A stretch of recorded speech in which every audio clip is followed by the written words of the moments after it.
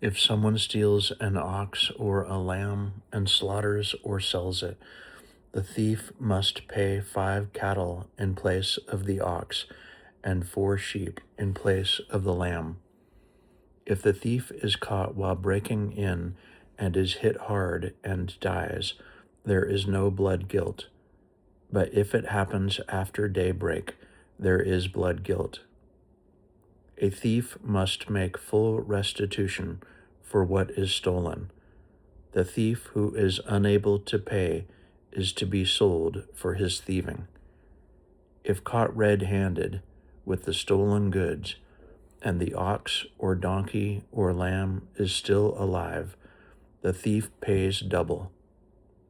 If someone grazes livestock in a field or vineyard, but lets them loose, so they graze in someone else's field, restitution must be made from the best of the owner's field or vineyard.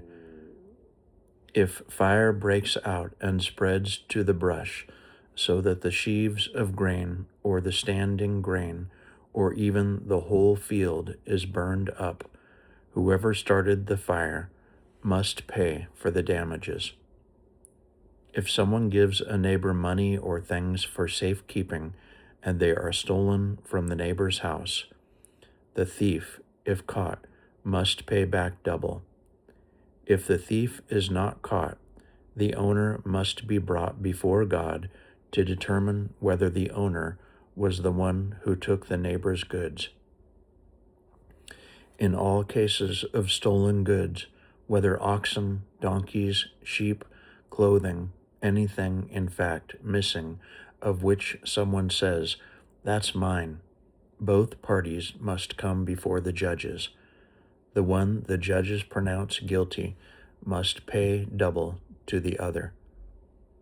If someone gives a donkey or ox or lamb or any kind of animal to another for safekeeping, and it dies or is injured or lost, and there is no witness, an oath before God must be made between them to decide whether one has laid hands on the property of the other.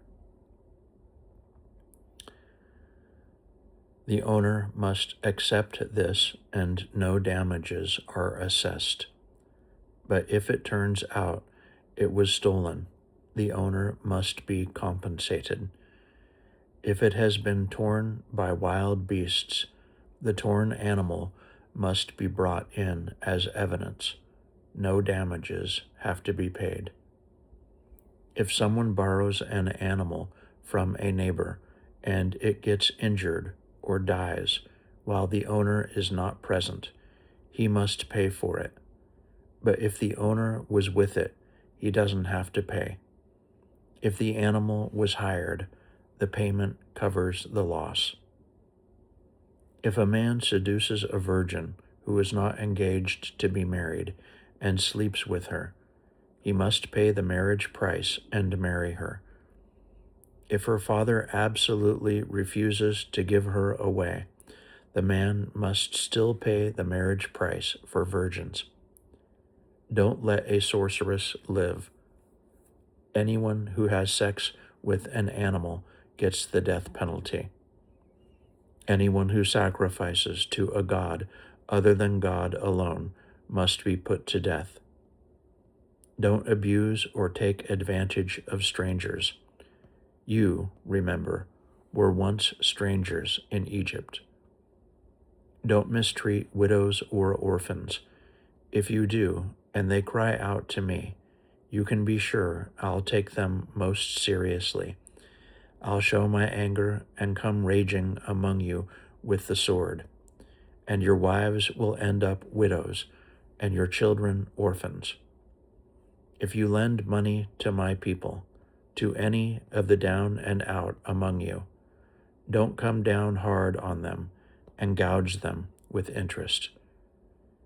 If you take your neighbor's coat as security, give it back before nightfall. It may be your neighbor's only covering. What else does the person have to sleep in?